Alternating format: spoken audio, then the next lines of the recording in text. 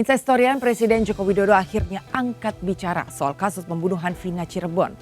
Presiden pun memerintahkan Kapolri Jenderal Listio Sigit Prabowo agar terus mengawal dan mengusut tuntas kasus pembunuhan Vina secara transparan.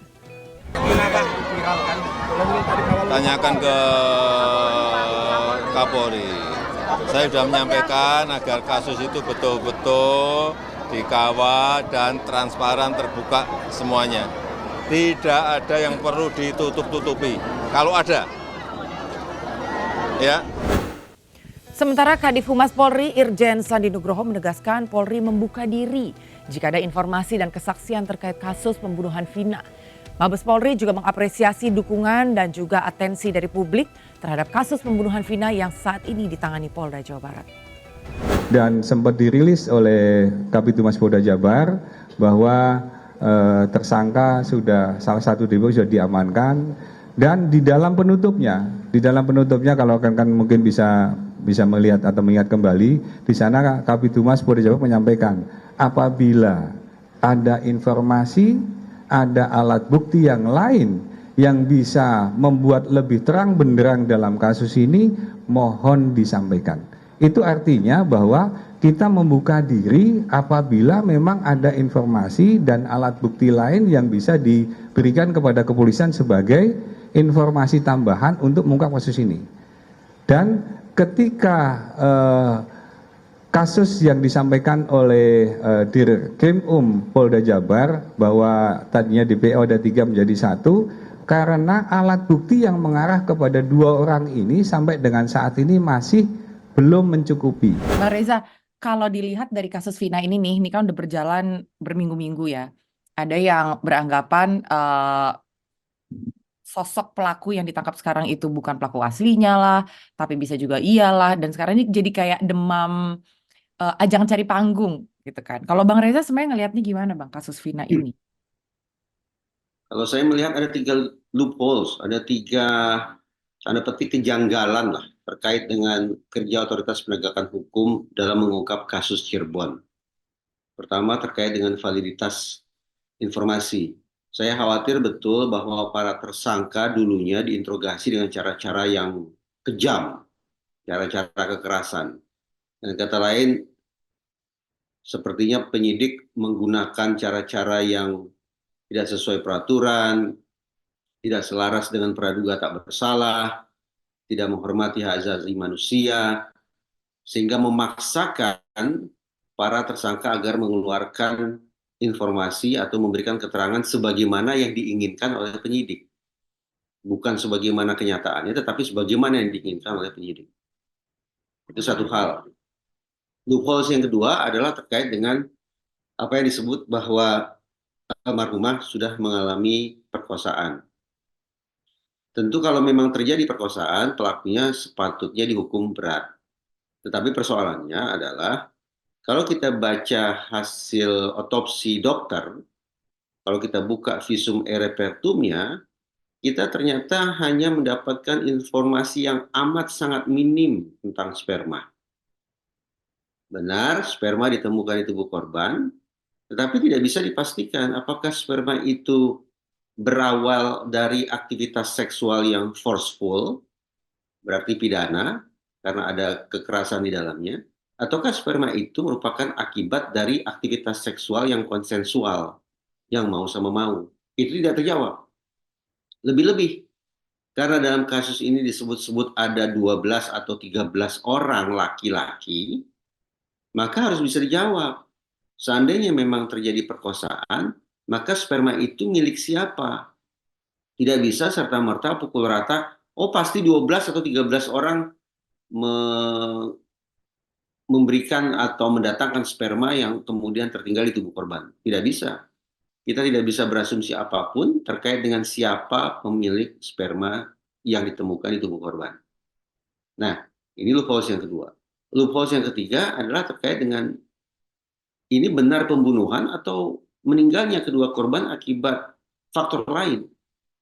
Untuk menjawabnya, lagi-lagi kita harus buka hasil otopsi. Hasil otopsi itulah yang berikutnya harus dituangkan ke dalam berkas-berkas hukum berikutnya, termasuk dalam tuntutan jaksa. Dengan kata lain, tuntutan jaksa harus sinkron isinya dengan hasil otopsi. Nah, silakan dicek. Kalau ternyata isi berkas tuntutan berbeda dengan hasil otopsi, dengan kata lain, trauma yang tercantum di dalam berkas tuntutan berbeda dengan trauma yang tercantum di dalam hasil otopsi, maka ini merupakan kejanggalan alias loophole yang ketiga. Jadi kita ringkas, ada 3 loophole dalam kasus ini menurut saya. Pertama, terkait dengan validitas informasi yang diberikan oleh para tersangka dan saksi. Yang kedua, benarkah sudah terjadi perkosaan? Dan yang ketiga, benarkah sudah terjadi pembunuhan? Karena itu, pokok pertanyaannya bukan lagi siapa yang melakukan pembunuhan, siapa yang melakukan perkosaan. Tidak, saya justru mundur ke titik nol, back to square one.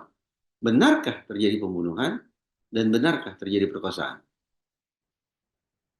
Berarti sebetulnya yang dilakukan oleh pihak kepolisian dengan mencari pelaku pembunuhan itu sebetulnya bisa dibilang kurang appropriate, Bang Reza. Seharusnya mencari tahu dulu ini benar kasus pembunuhan seperti yang diceritakan di film Vina Sebelum 7 Hari, atau memang seharusnya benar-benar sekarang yang dilakukan oleh pihak kepolisian itu udah tepat. Kalau tadi Titik dari kejanggalannya itu sudah mulai terbaca kalau kita buka laporan yang dilakukan oleh Rudiana, yang notabene merupakan orang tua dari almarhum Eki. Jelas, sebagai manusia kita sedih, kita prihatin, kita bisa membayangkan kepedihan hati seorang ayah yang kehilangan darah dagingnya.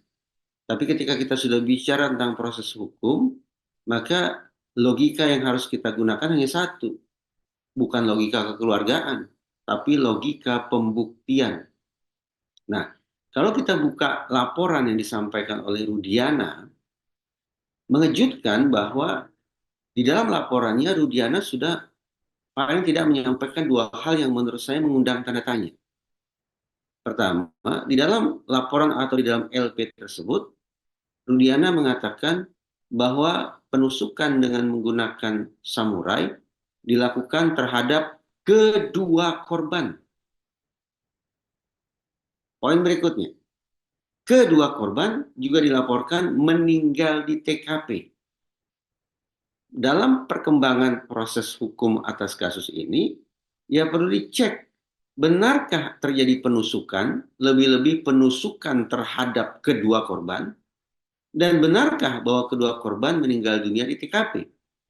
Nah, pada 2 hal ini pun yang sekali lagi tercantum di dalam LP yang disampaikan oleh Rudiana, mulai terendus adanya hal-hal yang katakanlah janggal yang sepatutnya dilakukan eksaminasi ulang oleh pihak kepolisian. dengan adanya konstruksi olah TKP dan sebagainya itu udah termasuk menjawab atau bisa mencari tahu segala bentuk kejanggalan dari kasus ini nggak, Bang Reza? Saya bertanya-tanya, sebetulnya dilakukan olah TKP atau tidak? Saya bersama Diskursusnet beberapa hari lalu ke Cirebon, Iya. menyambangi beberapa titik, termasuk di daerah sekitar Jembatan Talun, yang disebut-sebut sebagai lokasi di mana kedua jenazah tergeletak. Posisi prarekonstruksi yang saya lihat, karena diberikan stabilo, dan kabarnya itu dilakukan oleh pihak kepolisian, posisinya berada di pinggir jalan, belum sungguh-sungguh naik ke atas jembatan. Sementara di dalam berkas hukum orang saksi, tubuh kedua korban berada di median jalan. Nah, muncul lagi yang pertanyaan, ini prarekonstruksi, nantinya akan jadi rekonstruksi, olah TKP, seberapa akurat ini? Karena ternyata posisi di mana korban tergeletak pun terkesan masih simpang siur satu sama lain. Hal-hal semacam ini sebetulnya tanda petik mudah untuk terjawab kalau sejak awal polisi sendiri sudah konsisten untuk melakukan uji saintifik. Misalnya buka CCTV atau lakukan olah TKP, difoto sana-sini, lakukan pemeriksaan terhadap para saksi dengan cara-cara yang tepat, bukan dengan cara-cara yang abusif, sehingga diharapkan ingatan mereka akan lengkap dan akurat. Nah, masalahnya adalah kalau terjadi pengesampingan, apalagi penihilan terhadap pentingnya uji saintifik, penyidik sebagai gantinya lebih berfokus pada mencari pengakuan atau mencari keterangan dari para tersangka maupun para saksi, ya inilah akibatnya. Belok ke sana, belok ke sini, yang pada akhirnya memunculkan rasa sanksi di masyarakat dan mempertaruhkan reputasi kepolisian setempat terkait dengan pengungkapan kasus ini.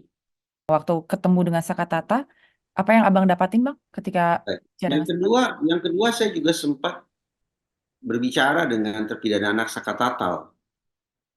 Saka Tatal pun mengatakan hal serupa ke saya, yaitu tentang berbagai macam bentuk perlakuan kejam yang dia terima selama menjalani pemeriksaan dan diyakini oleh Saka Tatal dilakukan oleh pihak yang dia sebut sebagai polisi.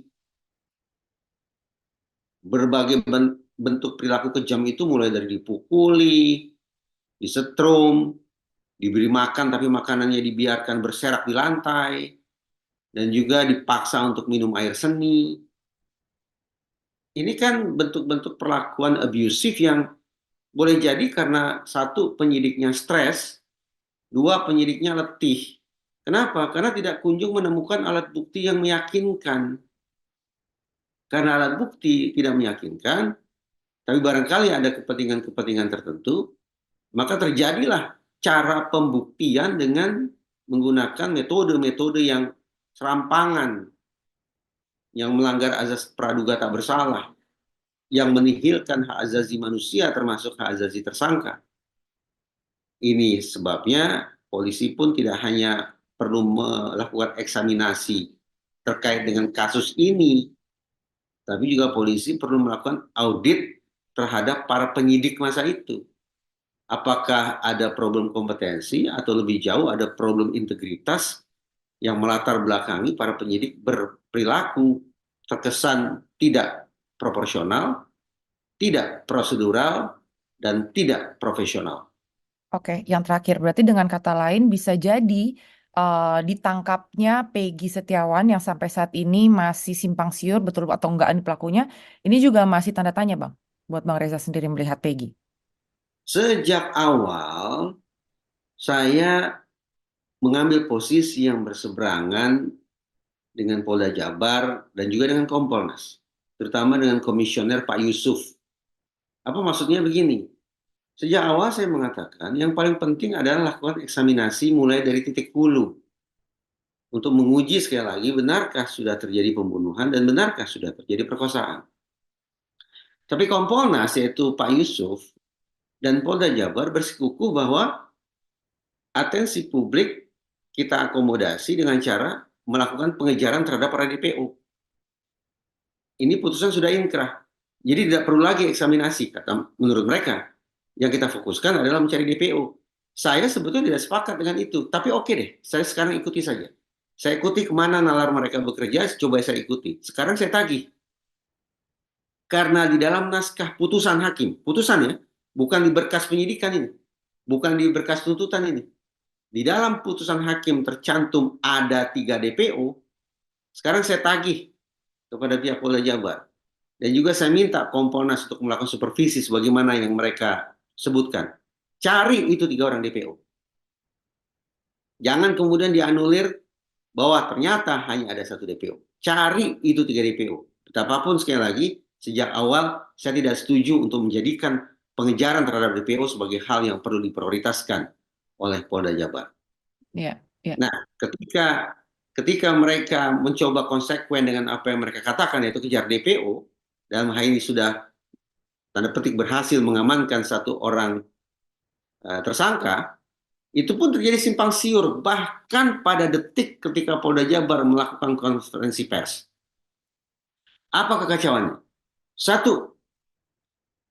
orang ini yang disebut DPO ini diperlihatkan ke publik dengan wajahnya terlihat ke depan, tidak disamarkan. Padahal maksimal statusnya saat itu baru tersangka. Yang kedua, namanya sudah disebut, tidak pakai inisial. Padahal tidak boleh seperti itu. Dan yang ketiga, PS ini, tersangka ini, disebut sebagai otak sekaligus orang yang melakukan perkosaan terhadap almarhumah. Coba baca putusan hakim. Putusan hakim yang saya pegang menunjukkan bahwa orang yang disebut sebagai Peggy, entah Peggy yang mana ini, tidak melakukan perkosaan, tapi meraba-raba dan menciumi tubuh korban. Nah, bayangkan itu. Ketika mereka coba kejar DPO, ternyata 2 dianulir, hanya ada 1.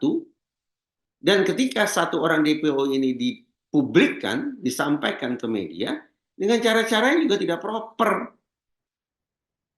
Itu sebabnya pokok persoalannya cek ulang, tampaknya ada persoalan serius terkait dengan aspek seberapa jauh proses penegakan hukumnya sudah proporsional, prosedural, dan profesional.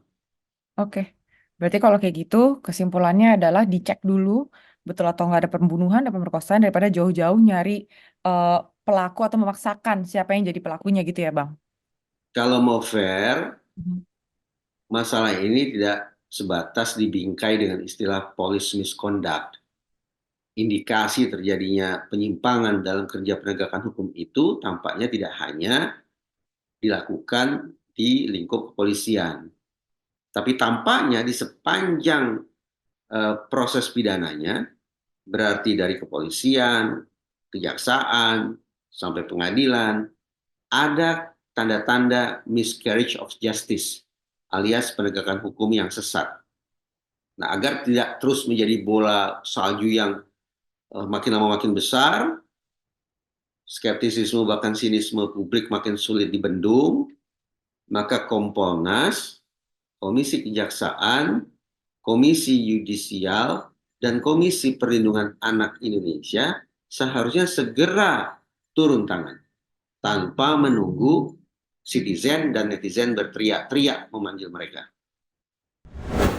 Instastoryan kasus ini masih panjang. Kita jangan berhenti untuk terus mengawal, mengawasi dan juga mengkritisi setiap bukti-bukti yang dihadirkan di hadapan teman-teman media. Dan kembali bagi kami, kalau memang Peggy Setiawan ini adalah pelaku pembunuhan dari kasus Vina dan juga Eki, buktikan kepada kami sejelas-jelasnya, seterang-terangnya bahwa memang dialah pelakunya. Tapi kalau memang bukan, saya rasa memang aparat harus berani untuk melepaskan tersangka Peggy Setiawan dan mencari siapa pelaku sesungguhnya. Saya Anggi Pasaribu pamit undur diri, sampai jumpa di Insight Story.